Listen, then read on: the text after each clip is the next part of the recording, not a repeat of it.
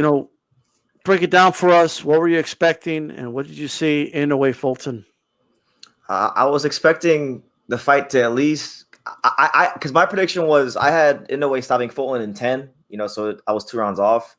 Mm-hmm. I expected a more competitive fight. I also thought Stephen Fulton would probably have more success with his jab. But then, I said it when I was live. I said, because I was watching some fights before the actual fight started, and I said, one thing Stephen Fulton does very well that it might actually work against him in this fight is the fact that, when he jabs, he doubles and triples up on his jab sometimes. So it can become very repetitive. And a fighter with Inoue's IQ could, very, very well take that strength and turn it into a weakness. And that's kind of what I saw. He tried to throw those double jabs, and they got a little bit repetitive very quickly. And Inoue got his timing down within a round and a half. That's why I think Inoue in that second round, he's taunting him because he feels comfortable. He feels like he's at a comfortable range and distance. He's gotten used to the pace and the timing of his jab, and he just was having fun.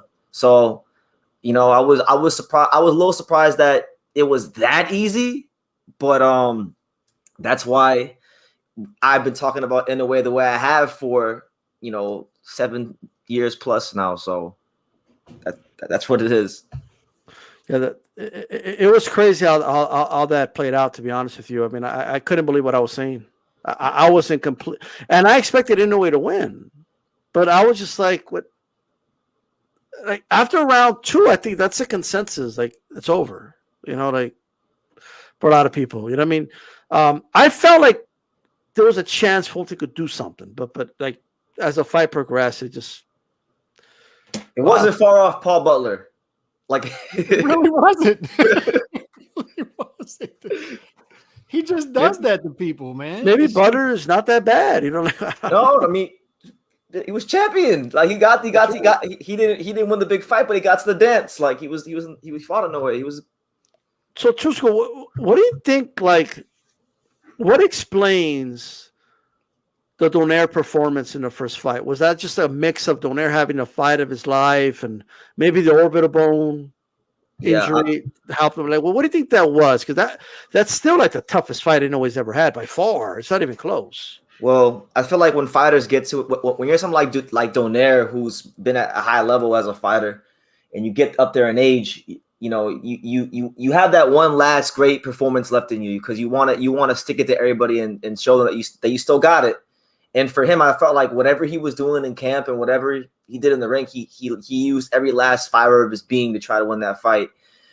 Factor in too, I think Inoue has grown exponentially like since that fight. Like he is not like, which is kind of crazy to say, but he is not the same fighter he was in the first Donaire fight. He's even better.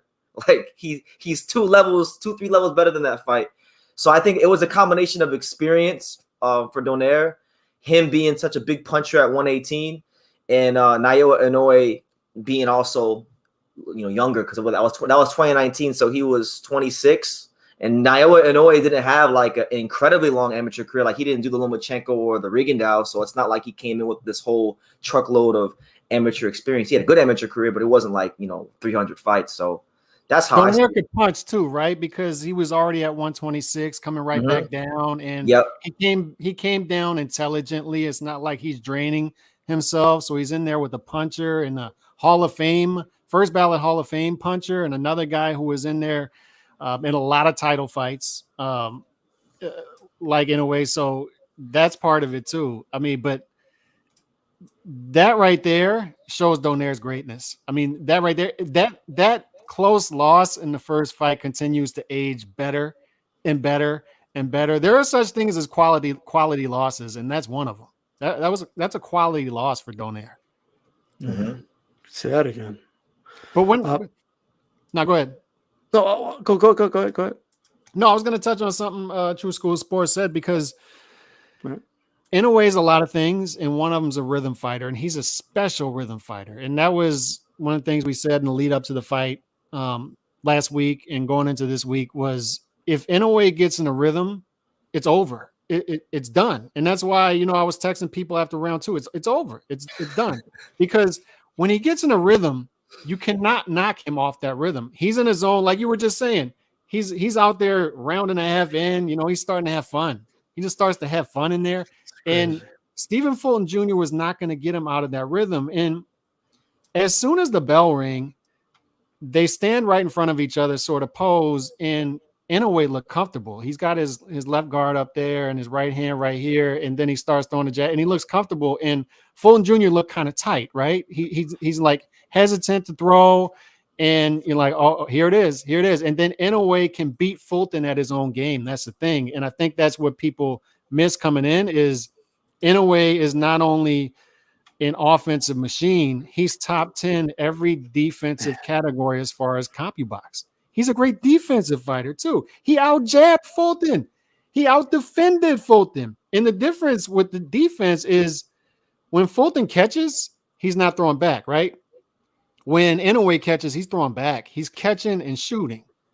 And that's the mark of a great defensive fighter. Inoue has everything. I don't see a weakness. I just think the weakness is not what he does in the ring. The weakness right now is going to be finding an opponent that people believe has a shot. So he's going to have to do things that maybe are unfair, but he might have to move up some weight classes. He might have to end up may have to do things to convince people that, this guy has a shot, right?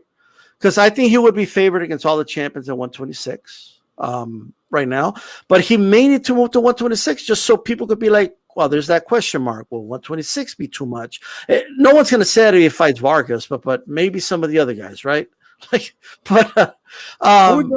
would y'all pick against Inoue at 126? Like, who's the champion y'all would pick? Is there one y'all would pick? Nah, I think I was telling D-Style before the live started. I think he would beat the brakes off all the champions. The only fighter at featherweight that's ranked highly that I think would have any shot against him is the WBA mandatory, the Uzbek, Otabek Komatov, the southpaw. I think he'd have a chance just because of his size. Well, I know he said that with Fulton, but this guy's actually he's 5'9". He punch hard on both hands. He's got a truckload of amateur experience. He doesn't get tired.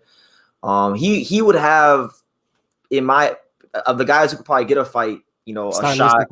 Stylistically, he'd have a shot, especially because I think by the time Inoue maybe gets to 26, he'd probably be a champion or have fought for the world title. But outside of that, D-Style mentioned Brandon Figueroa. He's real tall and that could be an option. That one. I think there'll be some questions about that one. Personally, I feel like people are going to ask, what if, he weathers the storm and he just keeps coming and coming and coming, can he overwhelm in a way? I don't think he would, but people would ask that question, right? We don't know till they fight. And some people thought he beat Fulton, so yeah, that's true. I thought he beat Fulton. It was close, so it could have gone either way, but I scored it for Figueroa. But look, I don't think Ray Vargas has a shot because Ray Vargas just doesn't have the power to do anything. I think he beat too many angles for him. Lee Wood, he beat Lee, and I like Lee Wood. He would beat Lee Wood. What about El Venado Lopez? There's one thing Venado does that I think is really bad against Inoue. He squares up a lot. Yeah. So if you're a fighter who squares up, if you got a habit of squaring up and making yourself a target, you're already you're already down 4 rounds. You know who could beat him? I know who could beat him. Who? The Leeds Warrior, Josh Rance playing out there. No way. I can't even throw that fight up. He would stink that fight. I don't think Inoue would let him stink it up. I think Inoue would take him out early, to be honest. I think.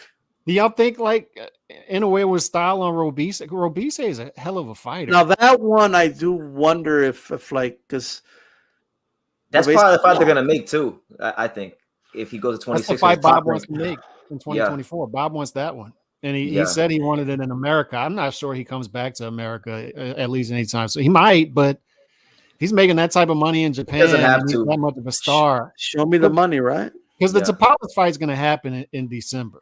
And that's going to happen in Japan. And that's an all-Asian showdown. And that's a terrible matchup for Tapales. That's not even a fight, bro. It's a coronation. And I'm so mad at Fulton Jr.'s team for not getting that Akhmadaliev fight for him because he could have become undisputed. That was such a winnable fight for him, I think. What about Akhmadaliev? But I think that was a good matchup for Fulton. And Tapales ends up beating Akhmadaliev. And then now Inoue is going to mess around and get undisputed. with Tapales at 122. So I think Fulton Jr. They should have gotten undisputed. So man. I do have